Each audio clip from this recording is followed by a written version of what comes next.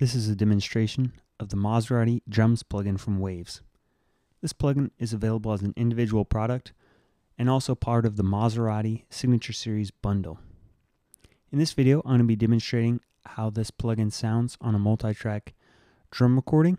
Then I'll show you the features of the plugin and discuss some of the technical specifications. In the conventional way of using this plugin, you insert the plugin as on each of the individual tracks in a multi-track drum recording.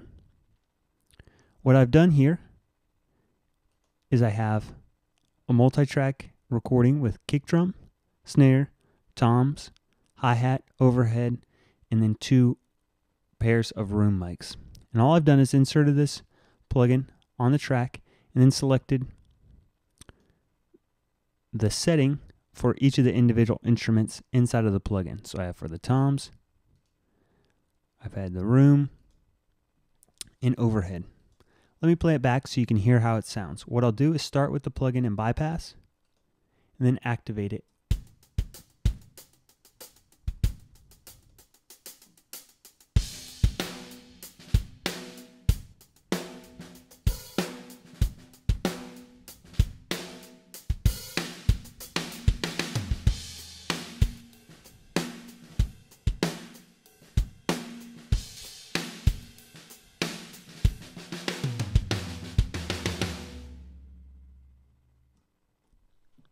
Alright, so let me open up the plugin again.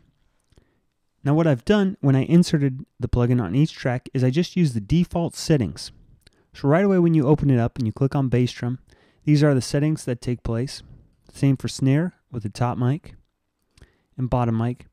And so without even doing any tweaking or anything like that, if you just insert this plugin on your tracks, it's going to make a big difference on how your drums sound.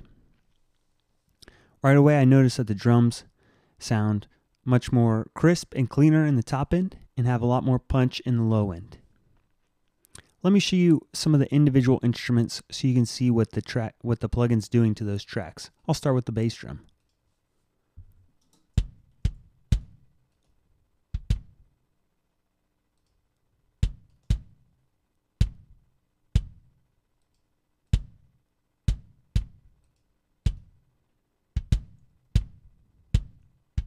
Next, the snare.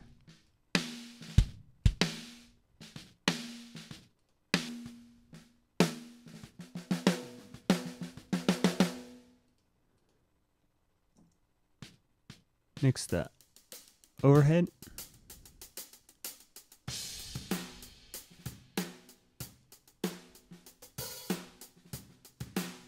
Rooms.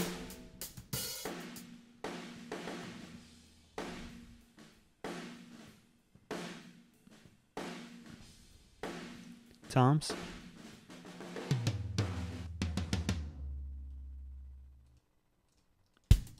Alright, next let me go over the features of the plugin and how you can use these controls to change the sound. In this plugin, like I mentioned before, you have the option to select the individual instruments based on the track that you've recorded. Over here is the input knob that controls the level of the signal coming into the plugin.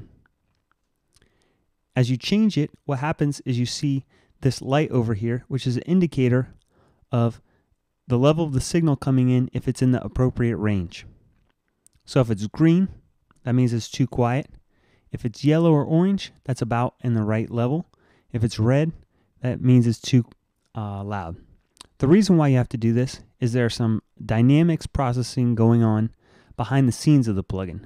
So you have these controls over here for the thump, snap, and treble.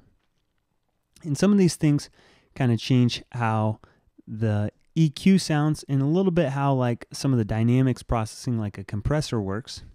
But the main thing that you use to control that is the input sensitivity. Now if you want a sound that is more compressed, what you can do is just increase the sensitivity and then compensate for that at the output fader. What that'll do is increase the level of the signal so that when it hits the compressor inside the plugin, it's going to be compressing it more, and then you just back it off with the output. Or if you want to compress it less, you decrease the input sensitivity and then maybe compensate for it at the output. Next, you have these controls in the middle that change kind of the low end thump, the snap, and the treble. The thump and the snap are kind of a combination between EQ and also a little bit of the compression. And that's really all the controls that you have to worry about. It's the same thing for the snare, and the hi-hat, and the overheads, the toms, and the room. So it's very simple to use, very easy controls, very intuitive. You don't have to worry about knowing a lot of the parameters when you're mixing as far as different settings like EQ curves, the different frequencies, what kind of values of your Q to use for your filters. You don't have to worry about compressors, ratios, thresholds, stuff like that.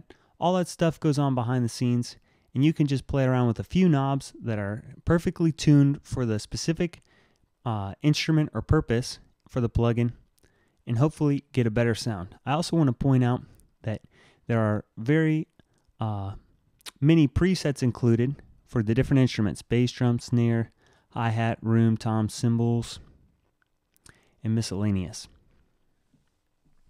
So there's even some things like to be used as a drum bus. So that's pretty cool. The last thing I want to mention are the tech specs for the plugin. This plugin is compatible with PC and Mac platforms. It is supported on RTAS, Audio Suite, VST, and AU formats. You can use it up to 96 kilohertz sampling rate with 24-bit audio. There are mono versions of the plugin that are included, and also stereo versions depending on whatever track you're going to insert it on. In summary, these plugins are complete all-in-one processing plugins and effects to be used for drums. They are based on the preferences of the famous mixing engineer Tony Maserati, who's worked with all kinds of people from hip-hop and rap kinds of music to acoustic kind of music like Jason Mraz. So hopefully you heard how they sound and they can make a big difference on your drum tracks.